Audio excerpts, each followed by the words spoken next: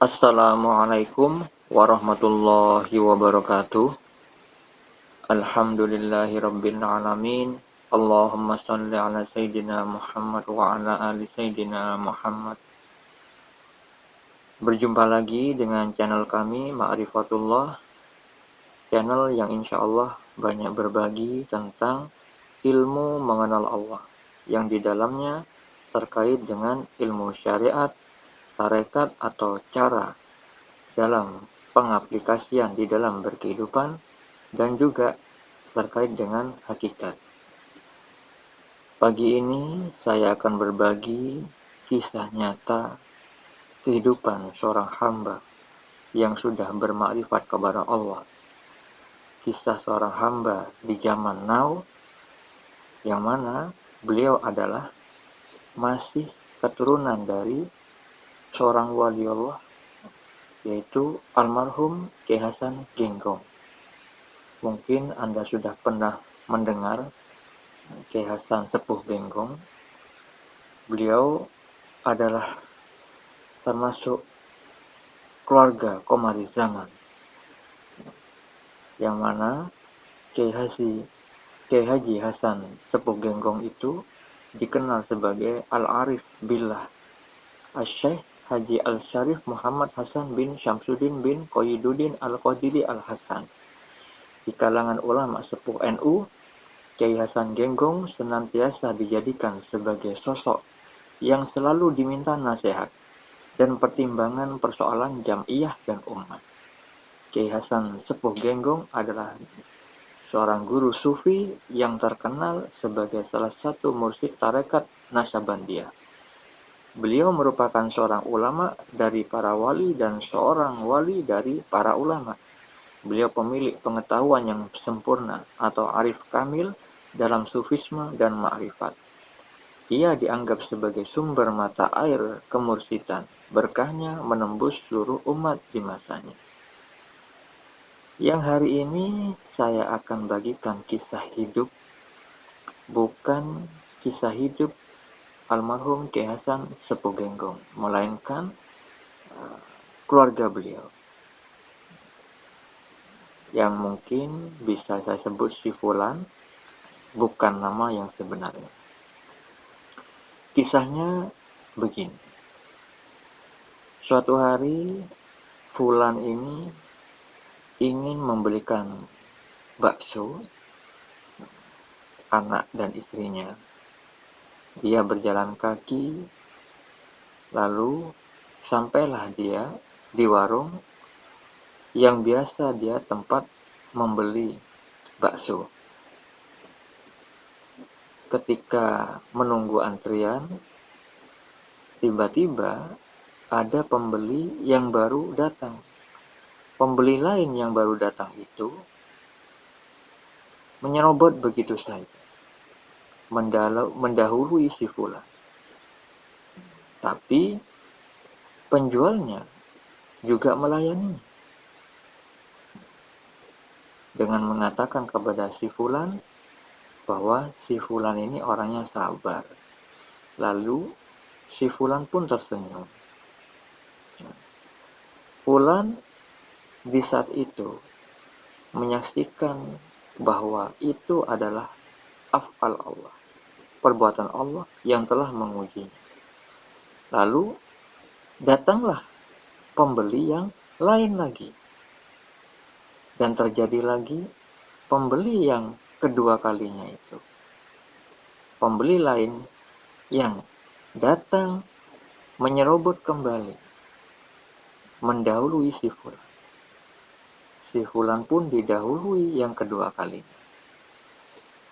Si Fulan memahami bahwa ini adalah baik dari sudut pandang Allah, dan kebaikan juga untuk diri si Fulan. Karena Fulan memahami semua yang terjadi di muka bumi ini tidak akan terjadi tanpa izin Allah Subhanahu wa Ta'ala yang Maha Kuasa atas segala sesuatu. Dia yang Maha Bijaksana, yang mengetahui yang terbaik untuk semua hamba-hambanya. Kita ketahui apabila manusia itu menyukai sesuatu. Terkadang yang disukainya itu ternyata buruk menurut sudut pandang Allah. Tapi ketika manusia itu membenci sesuatu, ternyata hal itu adalah baik menurut sudut pandang Allah. Yang mana hal itu Allah Subhanahu wa taala firmankan di dalam surat Al-Baqarah ayat 216. Allah taala berfirman, "Boleh jadi kamu tidak menyenangi sesuatu, padahal itu baik bagimu. Dan boleh jadi kamu menyukai sesuatu, padahal itu tidak baik bagimu. Allah mengetahui sedang kamu tidak mengetahui." Nabi Muhammad SAW bersabda tentang dua keadaan, yang mana dua keadaan yang berlawanan itu bisa dijadikan sarana beribadah oleh orang yang sudah di level mukmin, bukan di level muslim. Yang mana sabdanya beliau disebutkan di dalam hadis riwayat Muslim nomor 2999. Sesungguhnya setiap urusan mereka adalah kebaikan. Hal ini tidak terjadi kepada seorang pun kecuali bagi orang mukmin. Apabila ia mendapat kebahagiaan, maka ia bersyukur, maka itu baik baginya. Dan apabila ia mendapat keburukan, maka ia bersabar, dan itu pun baik baginya. Bagi orang yang sudah mukmin dan dia sudah makrifat kepada Allah, sudah mengenal kepada Allah, dua keadaan yang berlawanan bisa dijadikan sarana beribadah kepada Allah. Berbeda dengan seorang muslim yang Nabi katakan tidak mungkin bisa menjadikan dua keadaan berlawanan menjadi sarana beribadah, karena di sabda Nabi yang tadi saya bacakan itu beliau mengatakan hal ini tidak terjadi kepada seorang pun kecuali bagi orang mukmin. Itu artinya seorang muslim tidak bisa. Perlu diketahui, seorang muslim itu berbeda dengan seorang mukmin. Seorang muslim dan belum tentu seorang mukmin. Tapi seorang mukmin sudah pasti muslim. Oleh karena itu, fulan memahami bahwa ujian kebaikan maupun keburukan itu datangnya dari Allah. Karena fulan memahami apa yang Allah firmankan di dalam surat Al-Anbiya ayat 35. Allah Ta'ala berfirman, "Setiap yang bernyawa akan merasakan mati. Kami akan menguji kamu dengan keburukan dan kebaikan sebagai cobaan, dan kamu akan dikembalikan hanya kepada kami." Karena fulan mengetahui bahwa saudara seiman, maka haruslah merasa satu badan. Sebagaimana yang disabdakan Nabi Muhammad SAW di dalam hadis riwayat Al-Bukhari dan Muslim, perumpamaan orang-orang beriman dalam hal saling mencintai, mengasihi, dan saling berempati bagaikan satu tubuh. Jika salah satu anggotanya merasakan sakit, seluruh tubuh turut merasakannya dengan berjaga dan merasakan demam. Oleh karena itu, fulan membiarkan bersabar ketika ada dua pembeli lain, yaitu saudara sesama muslim yang menyerobot antriannya, mendahului si fulan ketika membeli bakso. Fulan tidak merasa diremehkan. Fulan tidak merasa dihinakan ketika ada dua pembeli lain yang datang mendahulunya. Karena itulah yang terkait dengan keimanan seseorang akan terlihat ketika diuji dengan ketidaknyamanan. Fulan memahami saudaranya yang lain itu adalah seperti dirinya sendiri. Seolah-olah yang telah menyerobot antrian itu adalah dirinya sendiri. Fulan berusaha mengamalkan apa yang disabdakan Nabi Muhammad SAW yang disabdakan di dalam hadis riwayat Bukhari.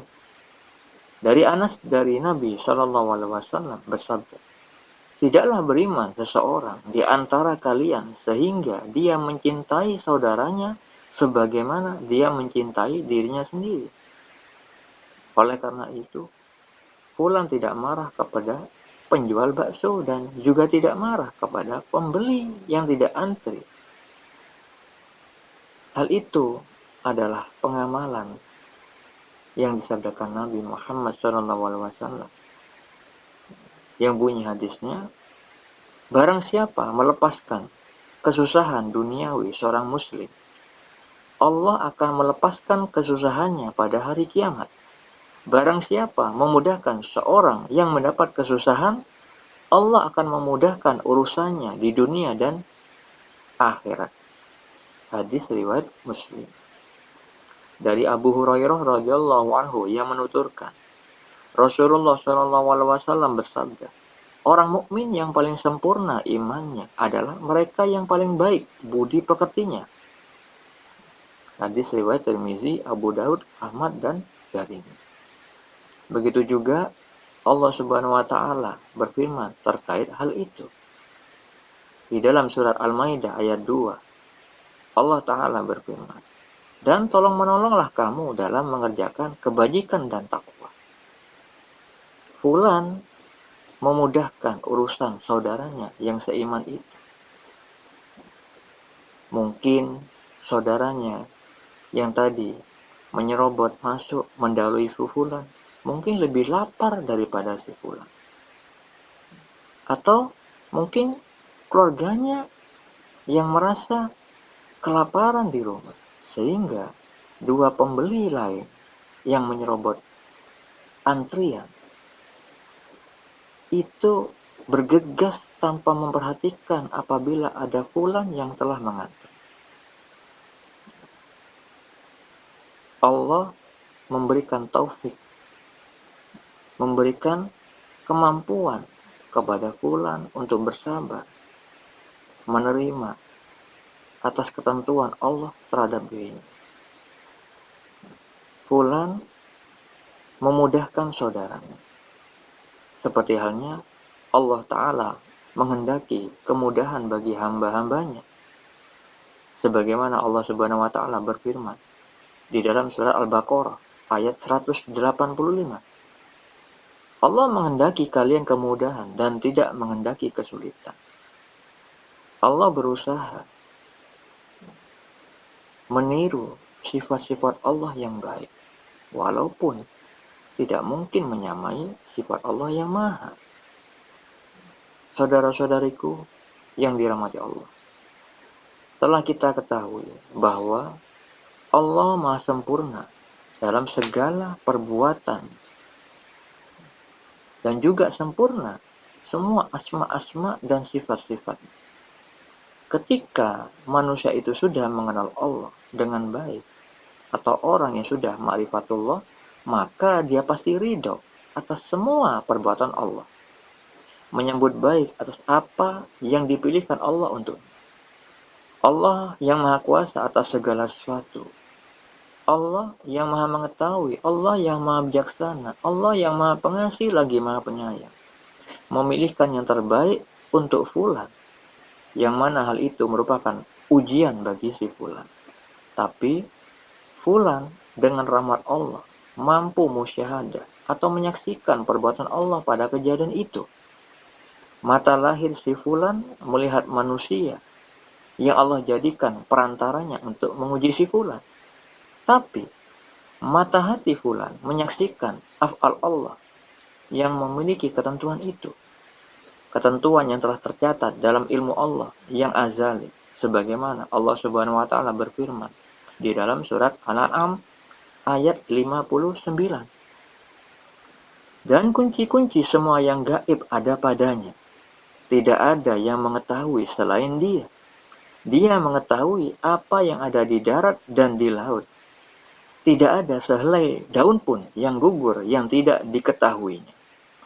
Tidak ada sebutir biji pun dalam kegelapan bumi dan tidak pula sesuatu yang basah atau yang kering, yang tidak tertulis dalam kitab yang nyata, Lauh Mahfuz. Fulan ridho atas apa yang Allah pilihkan itu. Dia tidak menuhankan pilihannya sendiri, melainkan dia diberi taufik oleh Allah Subhanahu wa taala sehingga berhasil mengalahkan hawa nafsunya. Dia lebih mengutamakan Allah atas dirinya. Yang mana hal itu difirmankan Allah Subhanahu wa taala di dalam Al-Qur'an surat Al-Ahzab ayat 36. Dan tidaklah pantas bagi laki-laki yang mukmin dan perempuan yang mukmin apabila Allah dan Rasul-Nya telah menetapkan suatu ketetapan, akan ada pilihan yang lain bagi mereka tentang urusan mereka. Dan barang siapa mendurhakai Allah dan Rasul-Nya, maka sungguh dia telah tersesat dengan kesesatan yang nyata. Begitu juga Allah firmankan pada surat Al-Ahzab ayat 38 bahwa Nabi pun tidak keberatan apa yang telah ditetapkan Allah Subhanahu wa taala. Allah Ta'ala berfirman, tidak ada keberatan apapun pada Nabi tentang apa yang telah ditetapkan Allah baginya. Allah telah menetapkan yang demikian sebagai sunnah Allah pada nabi-nabi yang telah terdahulu. Dan ketetapan Allah itu suatu ketetapan yang pasti berlaku. Rasulullah SAW bersabda terkait hal itu. Sesungguhnya, besarnya pahala sesuai dengan besarnya ujian dan cobaan. Dan sungguh, jika Allah mencintai suatu kaum, maka Dia akan menimpakan ujian untuk mereka. Barang siapa yang ridho, maka ia yang akan meraih ridho Allah. Barang siapa yang tidak suka, maka Allah pun murka.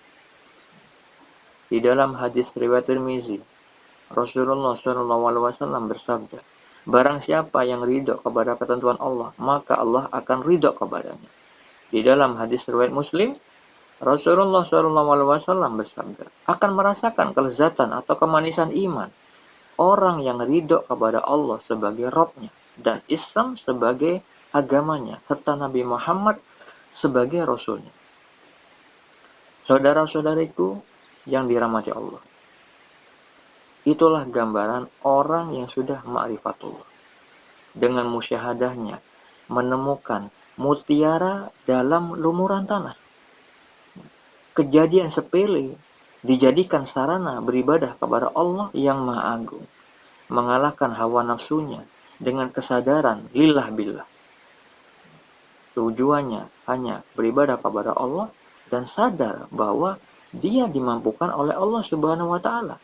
La haula wala quwata illa billah. Dengan adanya zauq, dia merasakan kehadiran Allah, gerak diamnya bersama Allah. Dia beramal, tapi dia merasa kosong dari amal itu. Dia hanya sebagai penyaksi atas af'al Allah. Seseorang yang sudah duduk di makom penyaksian, walaupun banyak amal yang sudah dilakukannya, tapi dia merasa kosong dari amalannya. Sehingga yang terjadi adalah kemurnian penghambaan kepada Rabb-Nya. Menyadari bahwa kemampuan taatnya adalah karunia dari Allah Ta'ala. Sebagaimana Allah Subhanahu wa Ta'ala berfirman dalam surah As-Saffat ayat 96. Padahal Allah lah yang menciptakan kamu dan apa yang kamu perbuat itu. Begitu juga di dalam surah An-Nisa ayat 79, Allah Ta'ala berfirman, kebajikan apapun yang kamu peroleh adalah dari sisi Allah. Saudara-saudariku, muslimin, muslimat, mukmin, mukminat.